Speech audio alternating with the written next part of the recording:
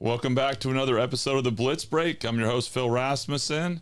Thanks for joining us here on another Friday. Grateful to have you with us. As always, subscribe to us here on the YouTube channel and all of our associated podcast platforms and any of these social media platforms where you are regularly engaged or doom scrolling.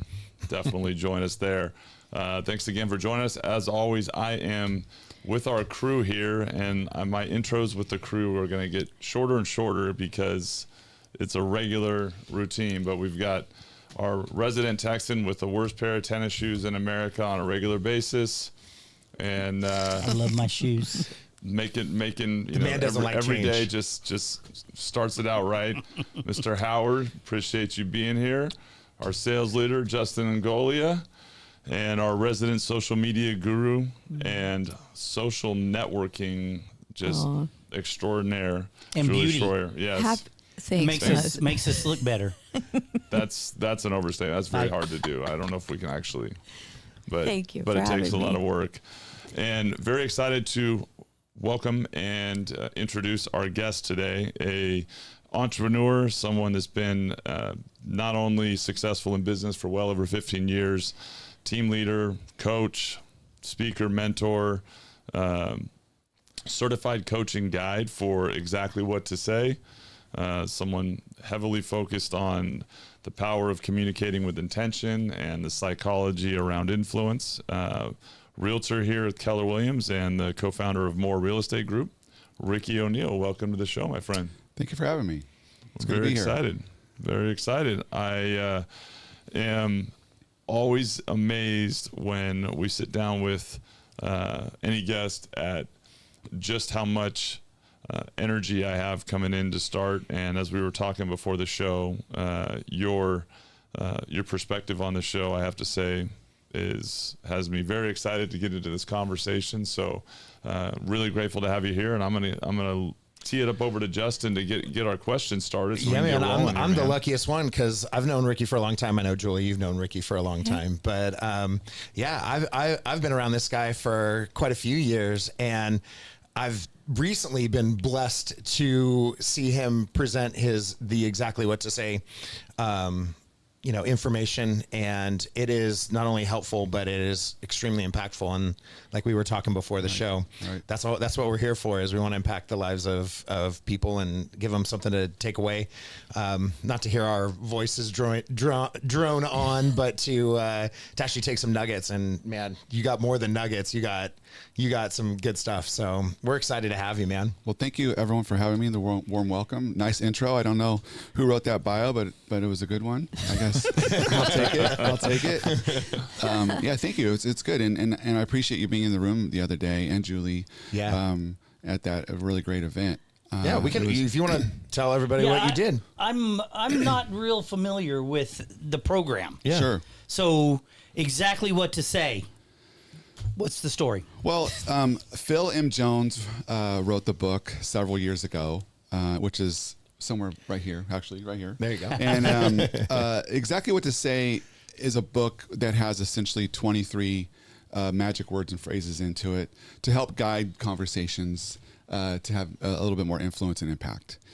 And eventually the book became more of a framework for conversation skills and how to create impact within relationships and how to grow relationships through better communication, better conversations, better questions, which leads to taking action and creating opportunity. So it's really become a framework and quite frankly, a movement around the world, particularly in the real estate industry.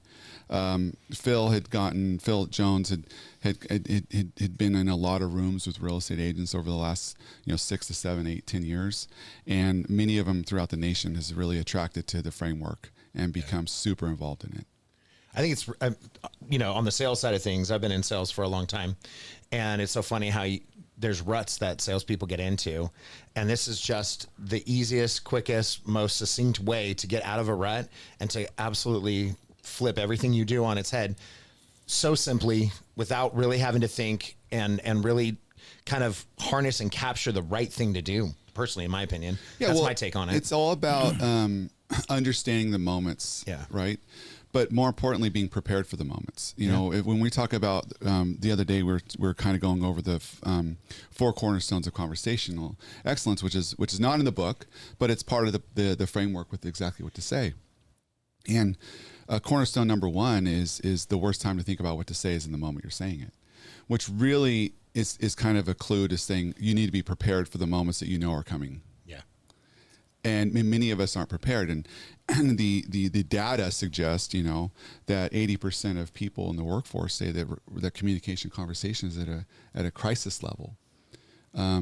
But we also believe that nearly 100% of them don't prepare or don't practice for those conversations. And so if we're being honest, like how when was the last time that you really sat down and practiced a conversation skill? I think that is interesting. I've been in sales, I'm 56. I've been in sales for over 30 years. And I don't want to say this, but I'll say it.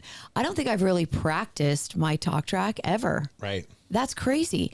And at the presentation, he took 8 or 10 objections that we get as title professionals, and then you gave a response to it, which I'm using at my next sales meeting. Sure. Thank you very much for that.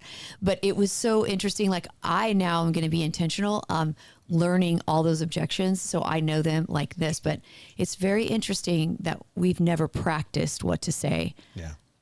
That's really crazy, actually. Well, it's right? It's so weird that that's a novel concept Yes. for people, but like you should practice what you're going to say. Even Yes. It's funny, Julie, after your event the other day, Julie and I were in a meeting together that neither one of us knew that we were going to be at together. So I was going into a meeting and I was like, you know, I'm going to practice my intro because they're going to say, hey, introduce yourself. Sure. And I'm always like, oh, I'm, you know, Justin Ingolia, you know, whatever, Big Valley Mortgage. But I was like, no, I'm going to practice it. I'm going to actually, you know, have my, you're going to have to help me because I don't have it in front of me, but your fact statement. Oh, opening fact. Yeah. Opening fact question. So yeah, walk us through that. It's pretty impactful. I liked it. So it was a simple formula that Phil Jones has, and I would exactly would say had taught us to do is it's OFQ, which stands for opening fact question, and then past, present, future, meaning like how when you're staying curious in the conversation, remember that rapport and trust is built from the past. Right. So we have to keep a large bulk of our conversation and staying curious in the past. Then we go into kind of the WW, which is kind of the closing statement, which is something like, would it help if, and then what happens next. One of the challenges I think we have in real estate or in just business is that we lack leaders. Yeah. And so a lot of real estate agents are afraid to say what happens next because they're worried about what the audience or their prospect is how they're going to respond. So but if you show up as a leader and you built rapport and trust, what they're going to actually listen to you when you say what happens next.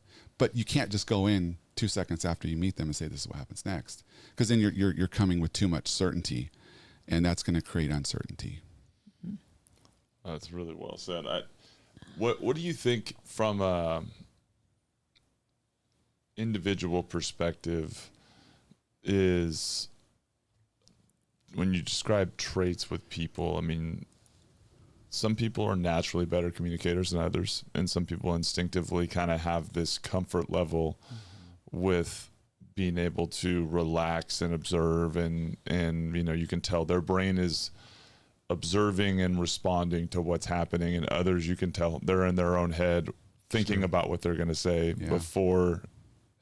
What do you think is some of the, you know, kind of baseline personality types that you know, everybody's starting from, and how does the program help kind of draw that out and bring people along from wherever they are? Because there's, you know, to Julie's point, Julie can have a conversation with anyone, but if you've never really thought about how to refine or polish it, then there is room for us all to grow, but we're all at a different place. So what's been your experience in learning the different types of skill sets and what makes a good communicator and what doesn't? Well, I think that is a great observation, and I have a lot to say about that. What exactly do you want to say? Yeah, right. I know, it's funny. Yeah, exactly. He knows exactly what to say. Well, so first of all, everyone should be in rookie mode all the time. And so in an article I'd written for Sac Real Producers and for the May issue, I don't know if anyone had a chance to read it, but it's there if you want to read it. And we kind of talk about the curse of experience and how when we rely on our experience, that could potentially be our most expensive habit. Because then you already go into a situation saying, I already know what to do. Great point. Right. And a lot of, not always, but sometimes there's ego driven in that. Sometimes, there's just not knowing. And so you're just going to go with what you already know. And so you have no room for staying curious. But I also think that there's any on the framework, I'm a natural introvert. And this is a framework that if I'm always a believer, if I can do it, anyone can do it. But I also think that you have to want it more than you need it. And so if you really want to become an expert in mastery of conversations, then you're going to have to put in the practice to do it. Your charisma is only going to get you so far. Yeah. And there is no lack of charisma in this industry, but there is a huge lack of character. And so charisma will attract, but character will retain. And when you have a mixture, a formula of character, of charisma and character, that's when you basically are in a position where you're going to be able to do whatever you want and really have a great life full of impact of those around you. There's so much in that. The retention through character and attraction through charisma. I think the industry is fraught with recruiting and charismatic people attracting through a lot of overpromise, underdeliver, and there's a very small percentage of people where the character is on the level, and you can see it because you can see it in the success, the longevity, sure, the way that people speak about each other, and I think it's such a great, succinct way to frame that. And you described yourself as an introvert. I can relate. I've said for years I'm an introvert trained extrovert. As an ex-athlete, I forced myself to learn how to speak to hundreds of people because I would be getting awards or I'd have to do something, and I had to just get comfortable with it. And prior to that, terrified, could not think of anything I hated more than having to speak in public and having to learn and just get comfortable and build confidence. Let me ask you about that. So you had to learn to become comfortable, right? And then you had to build, or doing that, you build confidence. That first step, though, in doing it, one, I bet you did this, and you didn't even know it. You had to turn into a character that wasn't yourself. Without question. Right. Like an alter ego form where you essentially kind of dissociate from whatever it is you're used to, and you kind of remove yourself from all those insecurities and feelings and all the reasons that you wouldn't. Absolutely. Yeah. That's a perfect description. Yeah.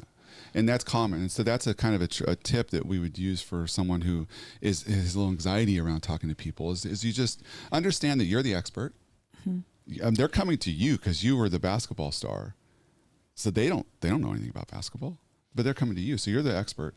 So you put that character hat on as the real estate superstar, or whatever you want to be. Yeah. And you kind of become distant from the outcome. I think that we get too attached to outcomes and not as attached as we need to be on the activities. And so your activity was like, I need to go up there and do this. Yeah. I don't really care how they respond. Yep. Because I know. Yeah. No, that's great. That's such a, that point that you just made is huge. Being so attached to the outcome, because we don't always get the outcome that we expect, or most of the time even deserve. You could have put in excellent effort. You could have been the right thing at the right time, but it just didn't, the outcome wasn't there. That doesn't mean you should throw everything out. You did the right thing. You got to continue to be that. That's where the authenticity comes in too. And I think Julie and I have talked in depth about authenticity. Yes, we have. I want to bring up something, the confidence word, which I think really separates your top performers from anyone else, is confidence. And one thing your book has taught me, and I read it, I mean, not your book, exactly what to say. Exactly what to say. Your coaching program is it allows you to be confident with any conversation. So when you're in front of a top producer, you're not scared. You're confident, almost like the persona of you're lucky to work with me instead of, you know what I mean? You have to have that, whatever that is with the top producer, because I think they see it. If there's any type of doubt, they see through that. So being prepared, like your book with all your responses, I mean, you can go into any appointment and go, whatever you're going to say, Mr. Top Producer, I got this. Yeah. I'm coming in, I got all my answers and I'm prepared. And that would be a game changer for any salesperson. Well, and I think it's important to denote too, because we talked about it before we started filming all of this, was the difference between coaching and mentorships and things like that. So Consulting, this is a training. coaching program, which everyone hears, and coaching is a word that's been around for a long time, but there's a vast difference between what true coaching is. Well, there's no question that I think there's a big difference between consulting, training, coaching, mentorship, all that. Everything is all different. Absolutely. Through exactly what to say, we have every single one of those options, but they're all different.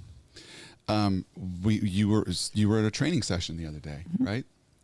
And then I also have coaching clients who only want to talk about. I have coaching pods. I have role play pods, where we're only kind of diving into role play through the role play cards, which I didn't bring today, but where we dive into role play scenarios that are currently coming up in the real estate industry for both industry leader partners and real estate agents.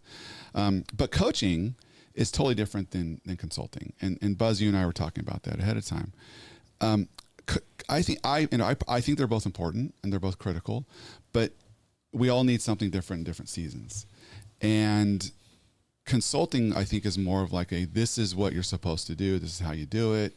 You know, here's a framework, here's a system, here's a model, all critical. But it's not always one size fits all. And so when you coach someone, and I have a number of people across the nation who I coach, and then also no one on my team currently, but we do have some really great coaches. Coaching is more of understanding the person and asking them enough questions to be able to understand them so that they change their mindset and they think differently. And so when you're at the end of a coaching with a 30, 45-minute session, if they don't leave thinking differently because you challenge their thinking, then I think that's a problem, and that's probably just more of a mentor or a consultant. Without a doubt. But you'd said something that I think is interesting. The easiest way to you said mega producer. Mm-hmm. If we want to simplify, I think everyone in here is successful, and we're all leaders, and so what we've done probably is simplify things. We might not have known that, but that's what we've done. We've simplified things. And for anyone who's listening, if you want to simplify the main difference, in my opinion, between a mega producer and an average agent. So an average agent versus a mega real estate agent. I think there's one primary difference. An average agent is going to wake up every single day thinking, how can I sell a house today? I need to sell a house today. I need to sell a house today. I need to sell a house today. And that's what they focus on, is the outcome. Mm-hmm. A mega agent's going to wake up every day and they think, how can I build a new relationship today? Mm-hmm. How can I have a great conversation today that's going to build a relationship that's going to create opportunity?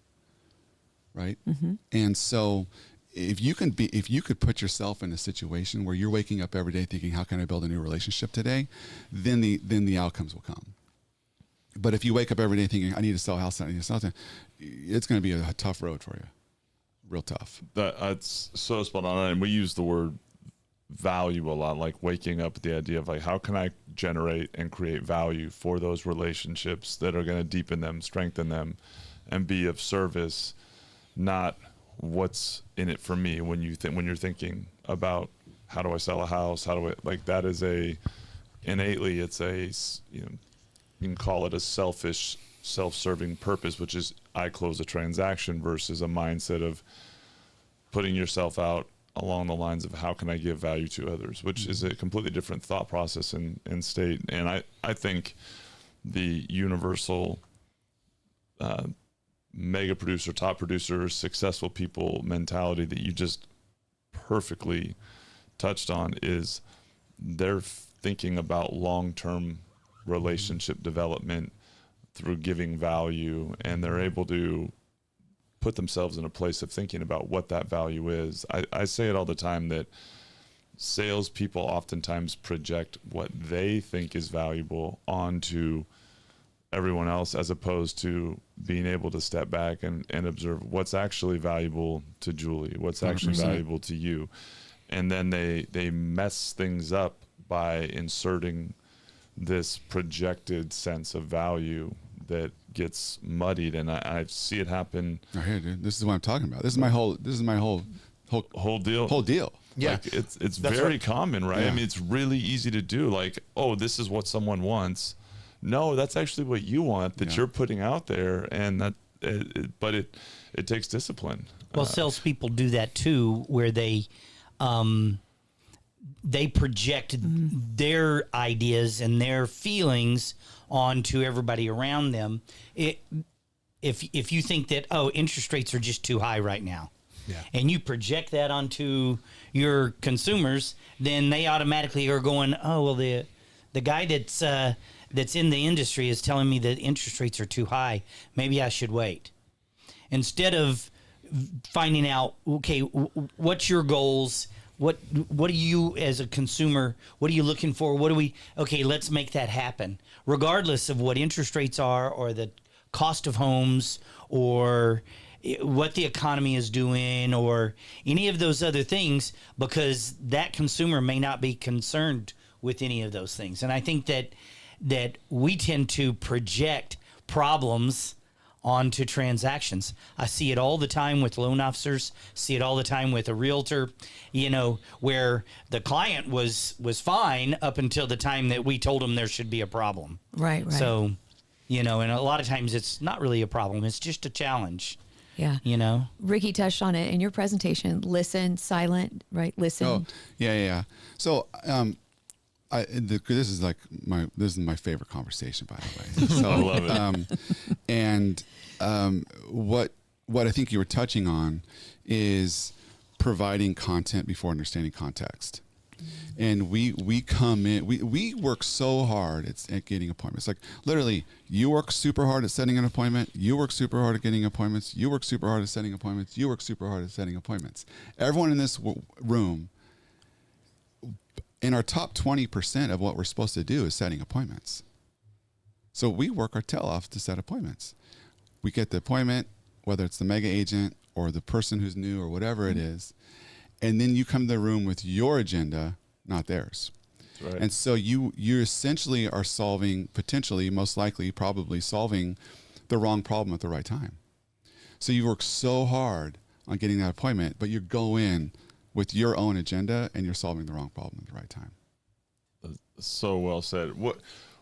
What do you do in that, or like as a coach in the early stages, to try to help identify where people are at, like in your mind, to kind of get that, like I always say it as a coach, like you need a moment where you snap people's attention to where they're willing to learn, they're willing to listen, they're willing to be moldable or coached, right? And a lot of times people's egos get in the way very quickly, and their brain, it's an instinctive survival mechanism. It's all the reasons why whatever you're saying doesn't apply to them, or there's an excuse, and they are battling that. How do you approach trying to get people to break down right away and listen to the message you're saying and kind of open up to how to really grow? Because what you're coaching on and talking about is the difference between being powerful and impactful and being forgotten in so many cases. There are a lot of ways to do business. And to answer your question, I would say if you want people to pay attention to you in the moment, then you need to slow down. And in the framework and also in the military, they'd say slow is smooth and smooth is fast. The other day in the room, it kind of got loud a little bit, and people got distracted. It was a hot day, and they came in from outside, and it was nice and cool on the inside.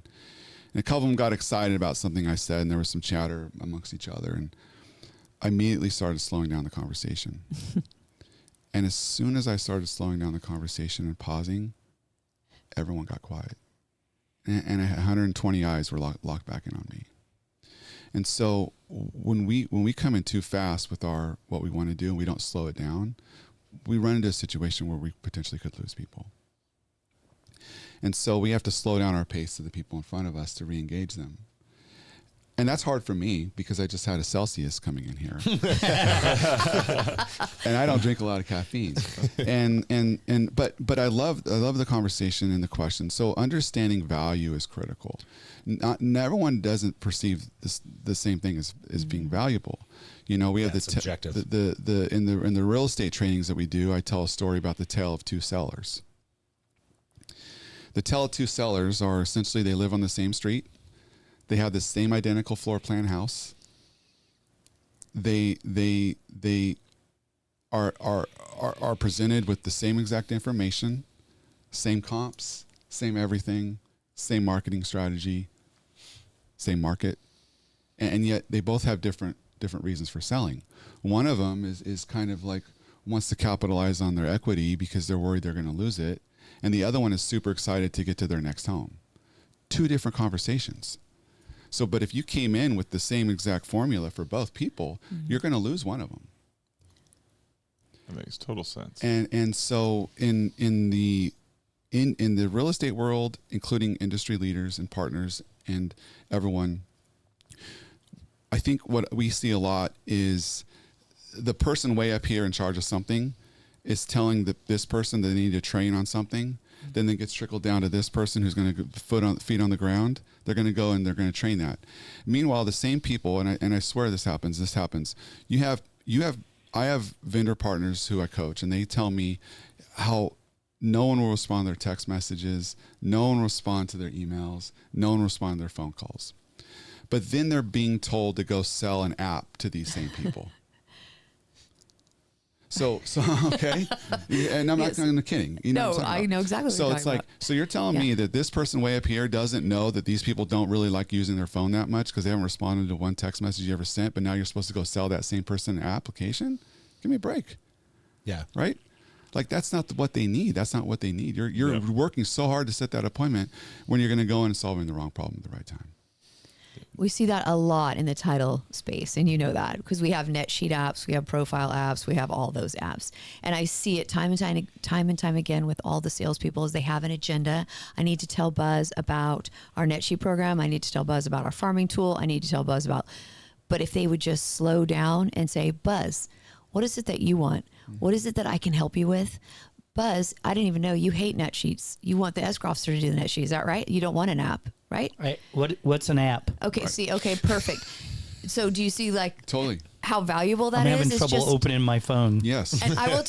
I know this is true, but I will tell you, as a high D, have you ever done DISC? Yeah. As a high D, we do have this agenda. It's like I got to meet with Buzz. I got to tell him about these products. I got to and we need to reel that back in. Yeah. And really listen to the customer and what the needs are. That is my huge takeaway from your that's coaching. cornerstone number 2, and we're not going to get into all of them, I don't think, today. But cornerstone number 2 is curiosity is the fuel for great conversations.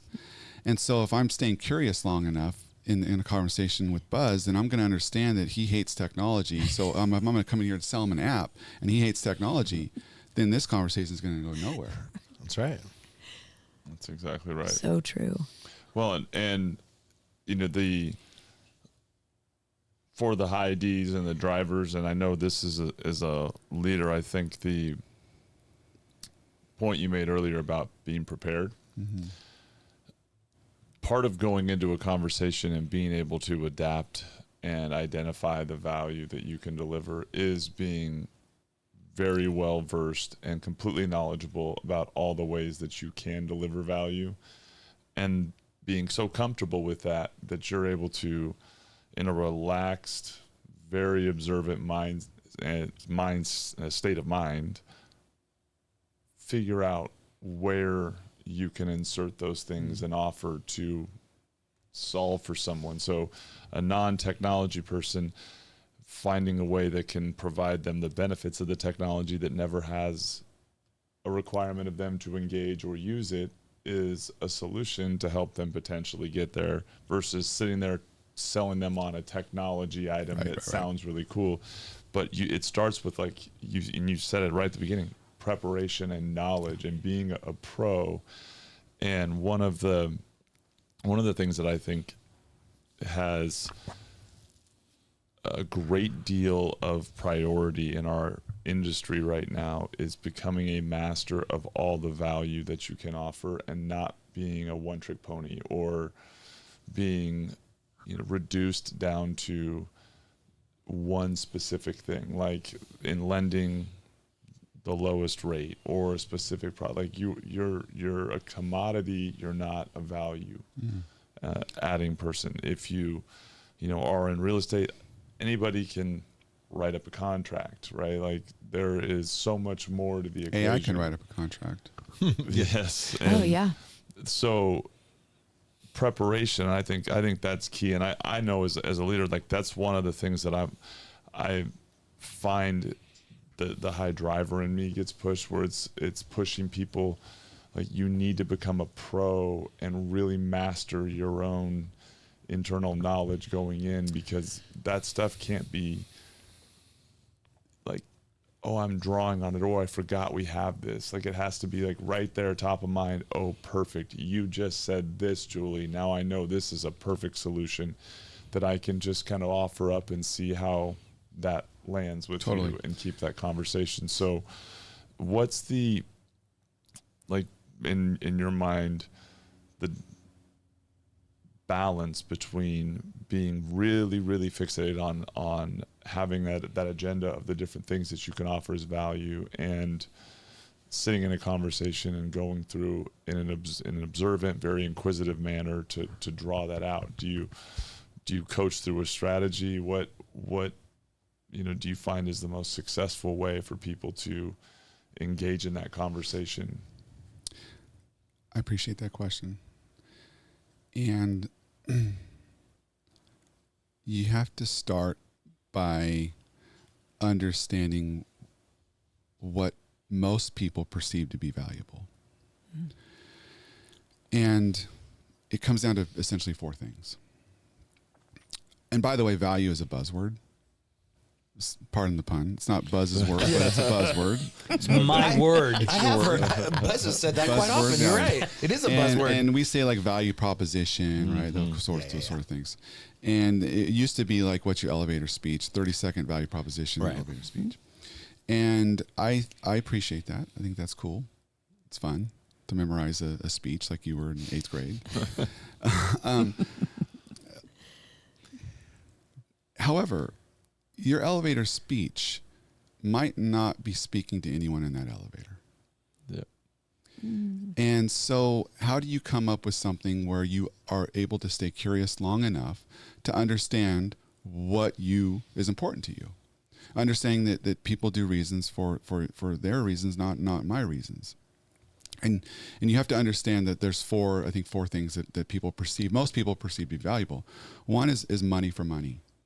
You know that someone's going to spend money to make money, right? You're aware. If you're like, hey, listen, you could make a lot of money if you spend this money, yep. or to save them money. If you buy down this rate, you're going to be able to save this much money. Then it's money for time. And so for the fun example that we were going back and forth, I immediately knew that Buzz's probably values money for time. He's going to think like this technology is wasting too much of my time. Just give me the next sheet already. Yep. Right? So he values his time. Then we have money for risk management. People are going to always spend money to mitigate risk. And then money for status. You know the people who spend money for status because they'll like take a picture of their brand new watch with like the Mercedes-Benz logo in the background. Like, they're going to do that. And so, I don't like that Buzz. I don't like that Buzz looked at me when he said that. I don't know where that look was for. Yeah.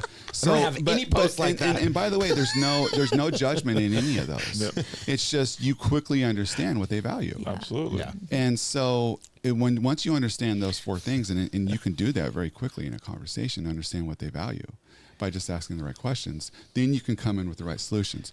You said, I love how you said, having conversations with Julie long enough where then you understand what kind of advice you can provide her. My advice is not to give advice. my advice is to ask 3 more questions before you give advice to make sure it's the right advice. Or my advice, and I challenged the room the other day to go through a whole entire day without giving advice. And most of them said, that's impossible. I can't do that. And so, ask 3 more questions. What do you think? I think the consistent conversation that we're having is about leading with curiosity, right? Yeah. What do you think is one of the hardest things for the people that you coach or work with to get them over the hump of leading with curiosity? Mm-hmm. Is it ego? We talked about ego before. Yeah. The call. Is that where you want me to go with no, that conversation? I have no agenda. I'm curious, truly. Well, I don't know. I would say that maybe they just don't know how to ask really high level quality of questions. Sure. They know how to ask more like quantity of questions, but not quality of questions where the conversation is just not going anywhere. Right? Yeah. It's like, what color, what's your favorite color? What kind of food do you like? Like, those aren't the questions that we need to know. Yeah. Now, it might be important to understand that throughout the process if you're in contract with someone to say, at closing, I'm going to send you a bunch of pizza. But in a discovery conversation to try to find out what you perceive to be valuable, I mean, pizza is, by the way, pizza, New York style pizza. I perceive that to be valuable. That's valuable. Could you write that down? Yeah, listen, you don't build a body like mine without ingesting some pizza. Well, I think that a lot of people have trouble with conversations because, let's face it, I think a lot of people aren't really that interested in what everybody else has to say. No. And they spend half of their time, and you see this in conversations where you're talking to someone and then you realize that they're spending their time trying to figure out how they're going to tell you their feelings and what the agenda should be and all of that, instead of actually being really interested in hearing what you have to say and what your life is like, and they want to tell you what their life is like. So I think that we have in our industry, I think in the world, we have a problem with people who aren't really that interested in finding out about other people. Well, and I hear you. Is that fair to say? So, which is really why 10% of the real estate agents do 90% of the work. Mm-hmm. If that's not a skill that you plan on becoming a master at, then you probably should just go find another job, and that's okay. There's no judgment there. You just probably should go do something else. Yeah. Because if you're not really then going to add value to the people that you should be adding value to, and that's totally okay. There's no judgment there, but you probably should go find another job doing something different. And most of them do, by the way. Eventually, yeah. They're forced to. Yeah. Well, and there's something in this conversation that I think is important, because you sit in a variety of roles, right? And we're talking a lot about sales and relationship development roles. And you mentioned coaching and leadership roles and mentoring roles. This all has subtle variations when you step into those different roles where you're starting to drive certain things. Like, to me, in a sales role, it's really exploratory. It's learning. At a certain point in a coaching relationship, when you've reached a level of understanding, now you have to switch gears to you're driving because you're pushing towards a behavioral change. You're trying to help someone. The first step is to get alignment of what motivates them and what's going to feel like success to them, so that you can find that inspiration button, so that you're not doing it, like I remember playing for coaches where you could tell, like, this is not about me playing better. This is about what you want, versus coaches that really understood what made you tick and trying to help you play better. How do you, view the balance of sales conversations, leadership conversations, mentoring conversations, and coaching conversations, and how they differentiate from each other in this, relationship building and, overall curiosity stage of, now I'm driving this conversation because that's my role in this particular equation? I don't think there's a huge difference at all, really. If you are driving the conversation, then you're leading the conversation. Mm-hmm. So then the leadership conversation is there's a piece of that in all conversations, and the person asking the questions controls the conversation. Mm-hmm. And so if you're the one asking the questions, then you're leading the conversation. So in a leadership position, like with the organizations that I run, the leadership conversations there, you have to, I think, make sure that whatever is coming out of your mouth is also coming out of like the rest of your body, right? Yeah. Meaning, like, if you're saying it, then you have to be doing it. And actually, a matter of fact, your words don't mean as much as your actions in leadership. Exactly. Yep. The other thing, when you're just talking to prospects, it's basically just helping guide. It's learning what's super important to them through curiosity, through asking the right questions, and really paying attention and listening to the moments that they present you, and then finding a solution, that letting them find the solution through curiosity with questions like, when was the last time? Right? When was the last time you bought a house? Never bought a house. Well, you know that's the way the conversation is going to go. Or when was the last time you bought a house with 6% interest rate? Never did. Or would it help if I walked you through kind of what interest rate means and kind of how they fluctuate and what could happen when you refinance and how that would affect your payment down the road? Yeah. Leading the conversation is critical. Mentorship is just basically like, come with me and watch me what I do, then just copy everything I do. And I think there's an element that's super critical and important to that, but it's just different. And then training is just, actually the other day at our training, like, it was a stage and it was a big room. And like, I don't really love those big rooms like that, because I like to walk through the crowd and talk to them. And then the microphone was stuck to a cable, which was cool. Then we got a wireless mic. And so I worked the room a little bit. But I think the training, the ones that I think are really the most impactful are the ones that are most collaborative. Agreed. For sure. Yeah. And I don't know if that answered your question or not, but no, it does, and I think that it's you're highlighting, and you said something that like is one of my favorites. I've always valued what coaching does for me from an accountability perspective, like the feeling that it creates inside of me to hold myself to a standard when you're coaching, for the exact reason you said. Like, if I'm speaking it, totally, I have to be living it. It's so much more. And the coaches that open our eyes, they help us find our blind spots. And so when you have both of those things in your life, that's oftentimes where you're at your peak, right? Is the help me figure out what I don't see, right? The thing that I think I'm seeing it, but clearly I've got a blind spot, and the coach opens your eyes up to it. But when you're coaching people, there's nothing more powerful than like when you speak about a specific thing or advise someone, and then you turn around and inside you're like, you know what, I'm not nailing that myself, or I could be doing better. I think it's a great place to find your own, peak performance. Isn't it interesting that a lot of the things that we read and learn and listen to and go to are for us? Because we're kind of struggling in that in our life currently, so we want to go read about it or go learn more about it or listen to about it or go to a conference about it. But then in turn, when we're learning about it, we're also thinking about what is this? How can this also help the people in my life?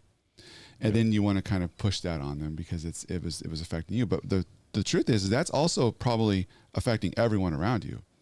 They're just too shy to admit it. Yeah, That's a really good point. Right? They're just too shy to admit it. Or maybe ego, I don't know. But they're too shy to admit it a lot of times. I remember that early on in parenting.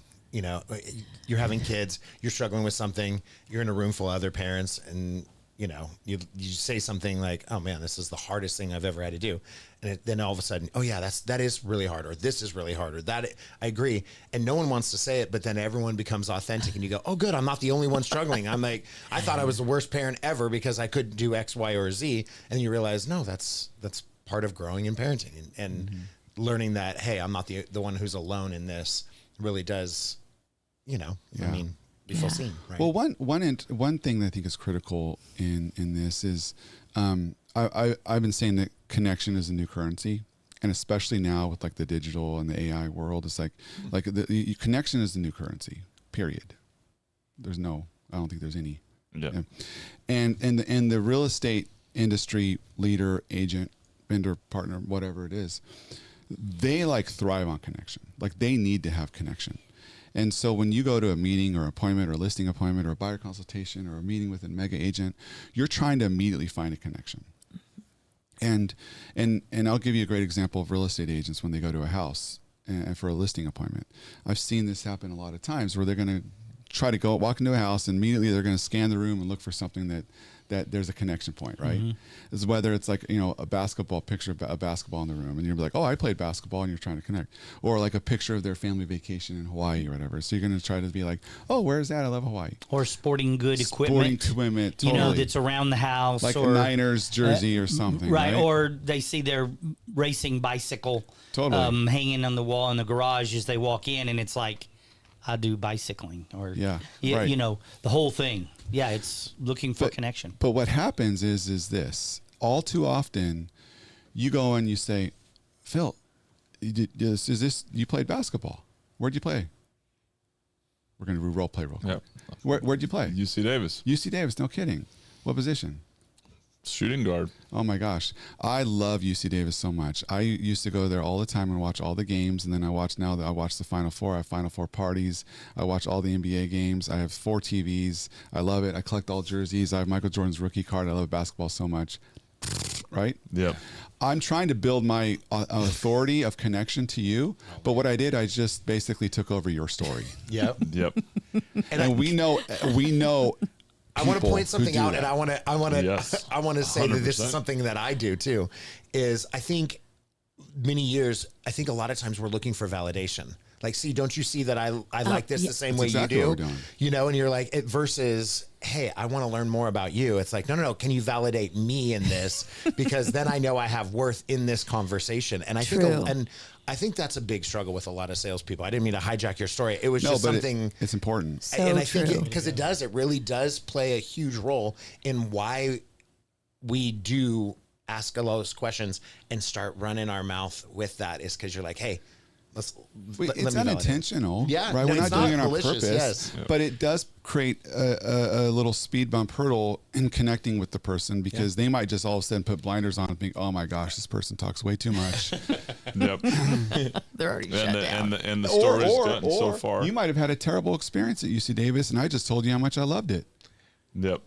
Jump into the conclusions. Not to mention that you don't really at that point have any understanding of maybe how exhausted they are of that topic or that conversation. Maybe they've had that conversation 400 times, or to piggyback on yours, like being 6'7" and having somebody make an immediate comment about how tall you are and use one of the same was like, you immediately, like, someone's trying to acknowledge your presence, but for tall people, and I'm not tall, there's 7 feet is tall, but it becomes a thing where it's like, oh geez, like to that person they're trying to connect. I think you're touching on, once again, 2 things: the need to connect, but it's also a discomfort with silence, and we talk a lot about that, and I recognize that as a key area of growth that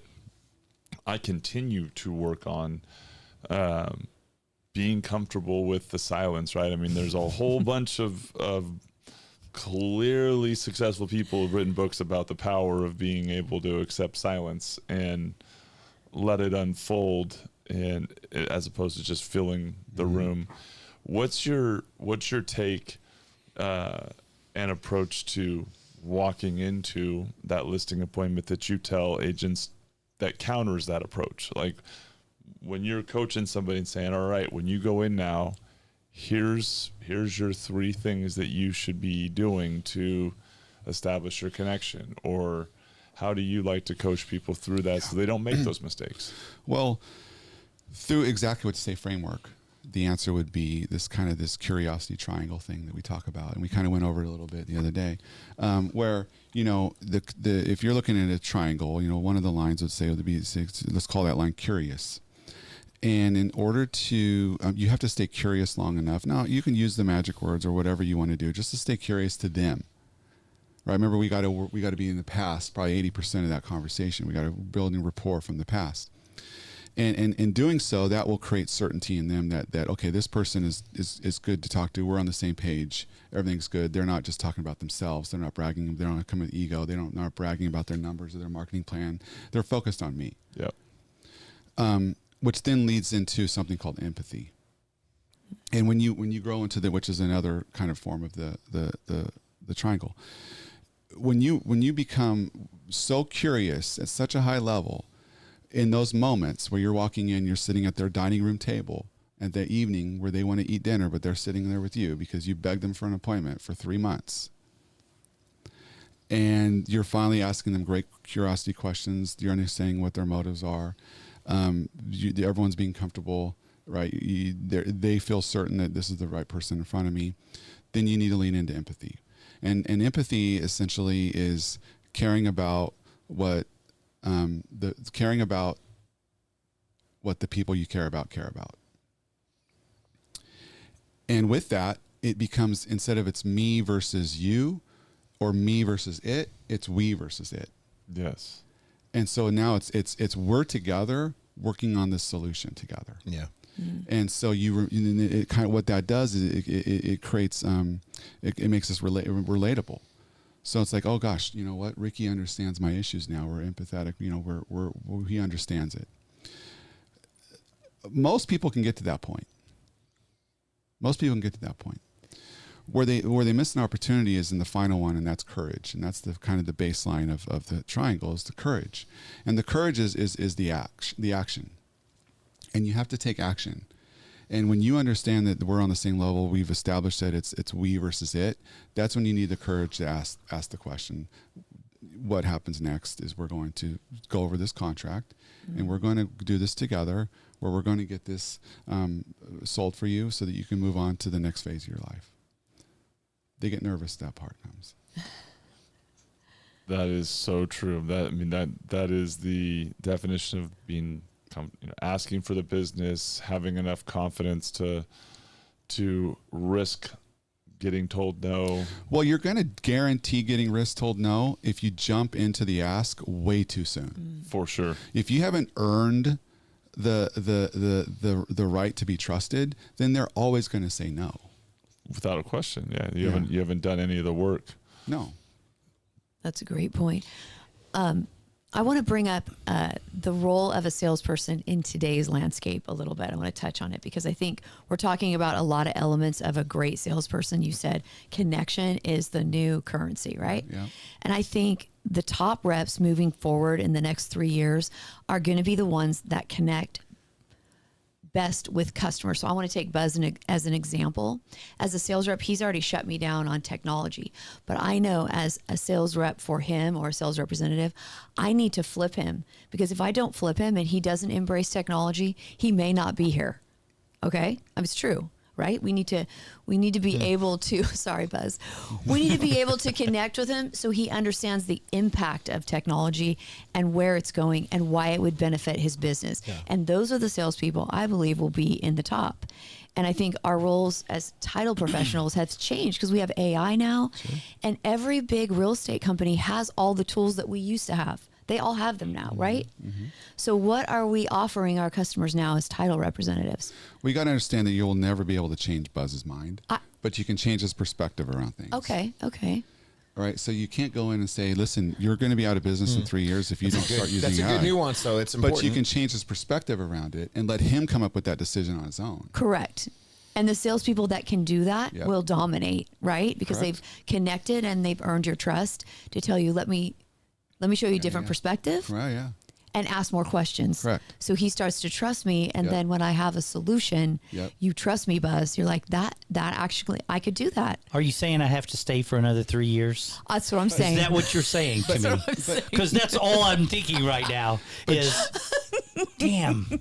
No, and you're exactly right. A lot of it is changing my perspective, as though I'm the third person.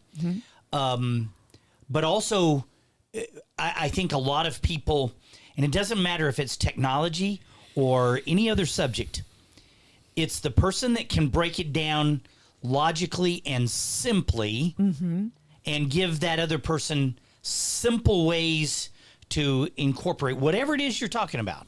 Anything. Again, if it's technology, if someone comes to me and says, you got this all wrong, it's not that complicated. Let me sit down and show you 2 things that you can do to change that person's perspective. And I'll and this is a true story. Last night we went to an event at Crocker Art Museum, and it was a really wonderful event. And I took some pictures, and I wanted to post them on Instagram last night. Right? But I always post on Facebook. So proud of him. So proud of you, Buzz. So this is the stretch. technology issue is I usually go to Facebook, which is easy to post, but I went to Instagram because my girlfriend was saying, put it on Instagram because of that. We got in an argument last night because I couldn't figure it out. And finally I said, I won't say what I said, but I said, here, you just do it. But then she sat down and she goes, look, you just push this one.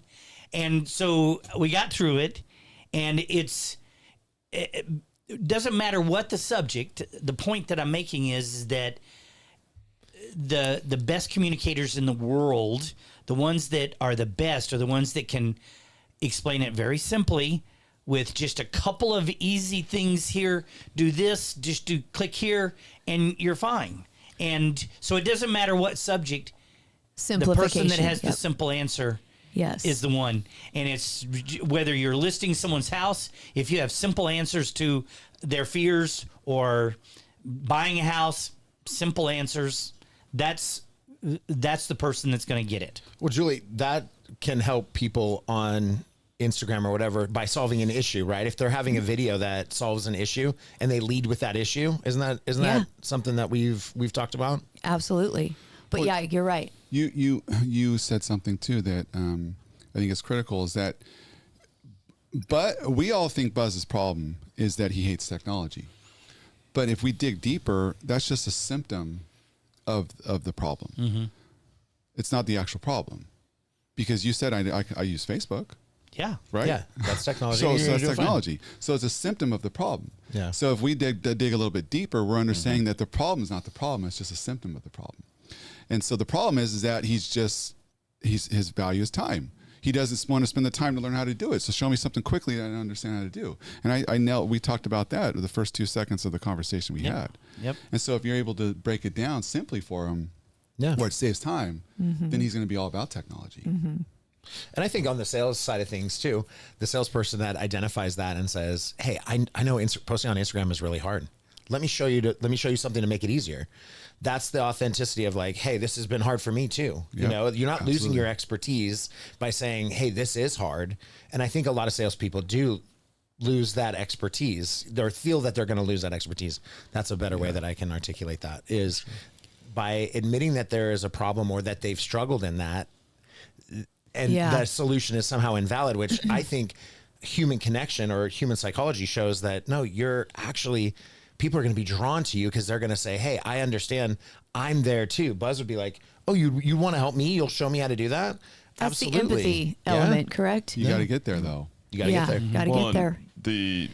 This conversation, Buzz, we're using Buzz as an example here, but our philosophically, my belief system of starting 3 years ago really heavily went into doing for loan officers and realtors the things, as opposed to trying to convince them to do it or train them to do it. As the solution became just do it for them, because the resistance wasn't that they don't like it or they don't think it's valuable, or that it's that there is so much of a stress level that rises in trying to learn it and trying to install it, and so much time wasted, and a distrust that that's going to be a tool worth their investment. So if you can create solutions where it's installed, and so we talk a lot about done for you, done with you. So the one thing that you can do, that only you can do, we've made time for. And I think that is at its core, where you achieve delivering value in every capacity, right? Is Absolutely. going deeper, understanding why does that problem exist, not just the surface level. I think you're spot on. It is a deeper issue, and I think being both empathetic and a problem solver on how do I help people that's sales, that's leadership. What do you think from the standpoint of everything that you now focus on when you're coaching is the most common challenge and the most common mistake that people make on a regular basis that you would want to leave the audience with, like that if we're just all taking a moment saying what's the most common mistake we make in our communication and in our approach? Content before context. Content before context. 100%. That would be it all probably for the rest of eternity. I mean, for me, if it's in my, there's so many times that I see agents or vendor partners or leaders or whomever it is to go into a special appointment, and they're coming in with their solution to the problem. That's that their think content, that that's their content. Yeah. But they don't understand the context of the people to provide content. And so once you slow down enough to understand context, then you've earned the right to input the correct content. We're trained to come in with our content first.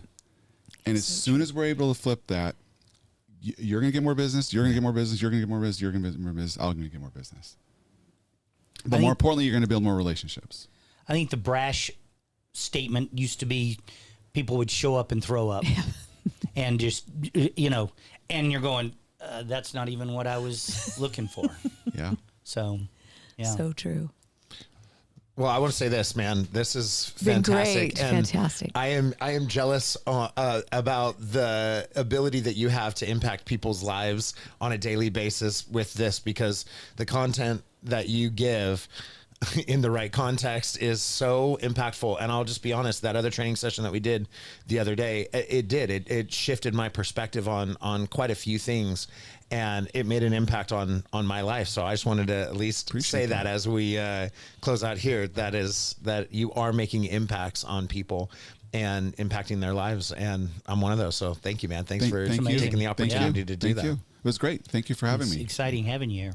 Yeah, man. Buzz, you want to give us our mortgage update for the week? Oh here? man, it was brutal last Friday. We saw the market just, while we were in the meeting here last Friday, the market just fell off, and then it continued on Monday and Tuesday, but what's really nice is that Wednesday, Thursday, and even today we kind of got back some of what we lost. Matter of fact, we are actually ending the week in a little bit better position on interest rates than what we started, which we couldn't say that last week or the week before. The week prior. Yeah. And it's still all the instability around what's going on in Iran, the oil, the transportation of the oil really is the big thing. Who controls the Strait of Hormuz?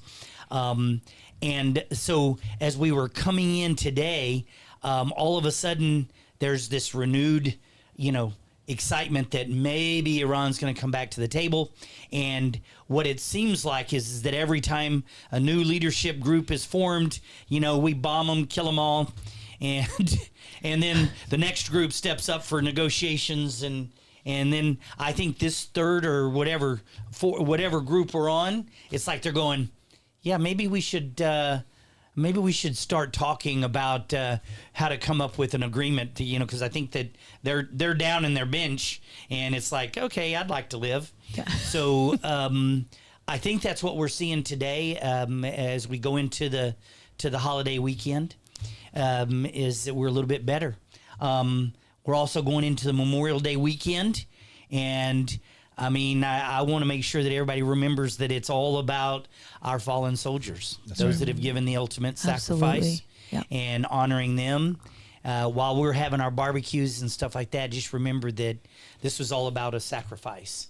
And so I hope everybody has a great Memorial Day weekend. Yes. Absolutely. You know? Absolutely. Yeah. And let's get your social media tip of the week, Julie. Social media tip of the week. I learned that over half of buyers look for their home on YouTube. And hindsight's always 2020. I put a lot of my efforts into TikTok and now Instagram, but now I'm going to be more focused on YouTube and kind of repurposing my videos for YouTube. So if you haven't dabbled in YouTube, you should, because it's going to be one of. Do you agree? I agree 100%, and I love the science behind it. Yeah, Gemini. Yeah, Gemini. and Gemini you might want to check out as well. But those two are going to be big Gemini. players in the next 3 years. And so I'm stretching myself to get familiar with YouTube and Gemini because I think that's where it's at. Yeah, well, Google owns YouTube, Yeah. which also owns Gemini, which is 40% market share of AI. So There you go. should be going to YouTube 100%. For those that monetize too, it's the highest paying platform. Yes, I know that. Hindsight. Dang it. What were we doing? What were we doing? Well, I on that front, to me, I think one of the advantages that we've been able to carve out here and a focus that I've been big on is there are tools out there now that allow you to engage with whatever platform you're currently familiar with and that will cascade to the others and can begin to build your presence even before you get there. So I think it's important to really expose yourself on the different platforms, and when you get to that point in time where you can invest in learning, whether it's YouTube or Blue Sky or Pinterest or whatever is the next, if you have a way to already get started on it that isn't, creating a, Phil, are you friction saying point. there's someone that could post on Facebook and it could cascade to other platforms so they can use the platform that they're the most comfortable with? That is the solution that we've created, and my I won't God. say Probably who would've we sold created the it fight for, last night. but Probably. we both poor went to Tammy. bed angry last night. It's like, before we came in, I Can't had to call our amazing Jocelyn back into my office because there was an update with the tool we're using that made it so carousels and images and other things now also do the same thing. They cascade to So everything was else. very excited for that development that's great. on that. But I think we're all, when we talk about social media and all of the impacts and the AI, all of it consistently comes back to what you talked about. Connection is the currency, that it's human interaction and the trust and the accountability that comes with being able to trust that you are invested in my outcome, in my experience, in whether or not I'm happy with the results or whether or not I get where it is I'm trying to go. And I think everything that you're teaching, the impact you're making, I don't think it could come at a more important time because there's so many distractions around doing all of these things in technology and AI and social media that are critical for you to scale and reach an audience, but they are not ever going to take away from the importance of what we were just talking about at length in terms of the human interaction and how to build meaningful, impactful relationships where you influence people. So I'm hugely honored to have had an opportunity to sit and talk with you on this, Ricky, and really just impressed by the way that you approach it, and I think it's powerful, the calmness that clearly comes across in your delivery. And I think for a lot of people that is a major point of emphasis, because when you're on social media, it is high energy, high octane, constantly hitting you with it. So being able to slow things down, to your point, really resonates with me. So really, really grateful for your time and for all of the wonderful insights today. Thank you. It was great. Happy Memorial Day weekend. Yeah, absolutely. Yeah. Yes. Any final thoughts before we take you, off? You touched on the impact of connection into the new currency and relationships. for anyone worried about AI, I think this, you become a student of it and you learn how to utilize it for your business at a higher level. When it comes to scaling and systems and models and those sort of things, I think is going to be critical. But remember this, if you're in rhythm with someone, if you're in relationship with someone, if you're regularly communicating with someone, and then it's less likely they're going to go to Chat or Gemini or Gronk or somewhere and say, who's a great real estate agent? Who's a great mortgage lender? Who's a great title rep in my neighborhood? They're going to just already be in rhythm with you and know who to call. So if you don't have a plan right now, then maybe, if you're all open-minded to it, we can come back and I can lay out the 5-step strategy that we're doing right now to be in more connection with folks. That'd be Absolutely. awesome. Would love it. I was going to say shout out to our Give Value program, because that is all we think about is excuses and reasons to be in contact and in connection with your database and your relationships, and to be providing them value that they are inevitably freely in a position to always be grateful for, right? You're thoughtfully incorporating it. So we'd love to have you back, and we'd love to have that conversation. I think it's not only the most important conversation to have, it is the conversation that if you're not having and you aren't building, it is how you will watch your database shrink to eventually nothing if you're not 100% thoughtful. So that sounds like an absolute plan. Any other final thoughts, crew here? Been a good one. Yeah, great. Thank you one. for being here. Thank you, Ricky. Yeah. Thank you. I think we're going to have to make a note on this shirt. This was a I like it. major deviation from. It's a good shirt. Yeah, it's a good shirt. It's just you remember Charlie Harper on, what was it? 2.5 Men. 2.5 Men. Yeah. This was his shirt. This was the What shirt. did we learn about the type of shirt? Is it This is new? my area I'm of just gonna ask, expertise. This is is it a new, camp or is it shirt. just That is a coming out of the camp closet? shirt. This came out of the closet. Okay. When you're down on your laundry, this is what you get. It's a good shirt. It's a good shirt. The show is going so well. Yes, Great. no, I And love it. I ending love on a it. high. Well, thank you again, Ricky. Really appreciate you. As always, Justin, Julie, Buzz, appreciate you guys. And to our audience, thank you so much for tuning in. This has been another episode of the Blitz Break on another Friday. Hope you all have a wonderful Memorial Day weekend. To Buzz's point, I couldn't have said it any better. And if you haven't already, hit that subscribe button. Check us out on YouTube, SoundCloud, Spotify, Apple Podcasts, and on all your social media platforms. And until next week, we will see you again. I'm out.